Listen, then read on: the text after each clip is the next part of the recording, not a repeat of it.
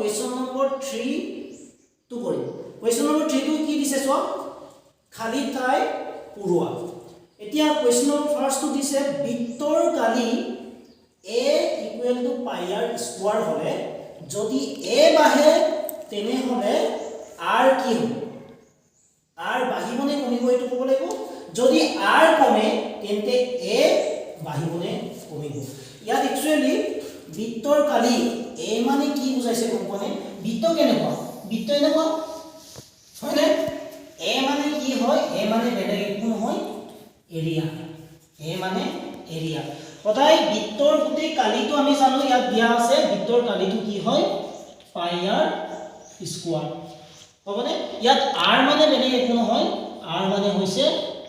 ৰেডিয়াস ৰেডিয়াস অৰ্থাৎ ব্যাসাৰ্ধ ইয়াত এতিয়া চোৱা এই গুটি এৰিয়াটো এই বৃত্তৰ গুটি এৰিয়াটো আমি এই সেন্টাৰৰ পৰা ইয়ালৈকে আমি r বুলি ধৰিম ইয়াত কৈছে যদি a বাহে তেন্তে r বাহিবনে যদি এৰিয়াটো যদি ডাঙৰ হৈ যায়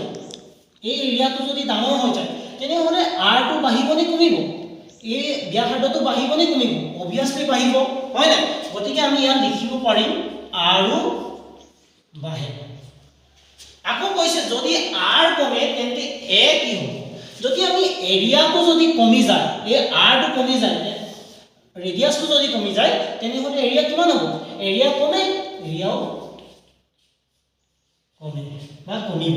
আমি এনে লিখিব পাৰো হল কোৱেশ্চন নম্বৰ 2 টু এতিয়া কোৱেশ্চন নম্বৰ 2 টু চোৱা এখন গাড়ীৰ সময় t আমাক সময় দিছে টাইম দিছে t আৰু দূৰত্ব ডিসটেন্স দিছে আমাক d সম্বন্ধটো তলৰ তালিকা দিয়া ধৰণৰ এতিয়া তালিকাখন চোৱা t মানে টাইম সময় দিছে d মানে ডিসটেন্স অৰ্থাৎ দূৰত্ব এতিয়া t টো যেতিয়া 1 আছিল 4 হল 2 হতে 8 হল 3 চোৱা ইয়াৰ আমি যদি চাও টাইমটো একদম সিৰিয়ালি গৈ আছে নে 1 2 3 4 5 6 তাৰ পাছৰখিনি দিয়া নাই মানে আমি গমেই পালো 6 লৈকে যেতিয়া একেলগে ক্ৰম অনুসৰি আছে তেনেহলে ইয়াত কি হ'ব ক'ব পাৰিবা 7 হ'ব 8 হ'ব 9 হ'ব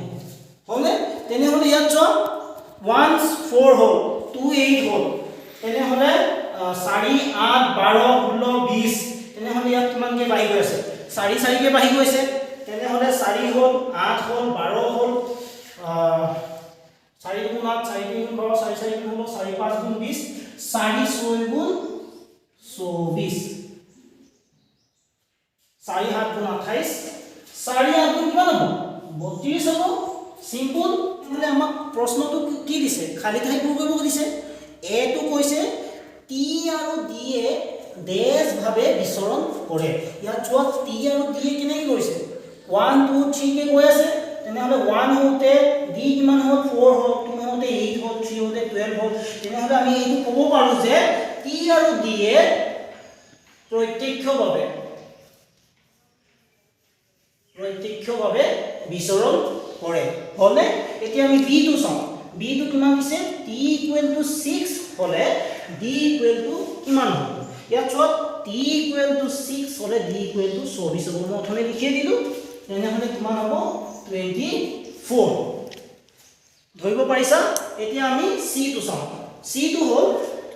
c টো কি দিছে d = যদি 28 হলে t = কিমান হ'ব d = 28 t কিমান দিছো 7 এনসাৰটো কিমান হ'ব 7 হ'ব তেনেহলে লাষ্টটো চোৱা d = 36 হলে t = অৰ্থাৎ ডিসটেন্স 36 হলে t কিমান হ'ব 9 তেনেহলে এইখিনি আছিল তোমালোকৰ কোৱেশ্চন নম্বৰ 3 এনসাৰটো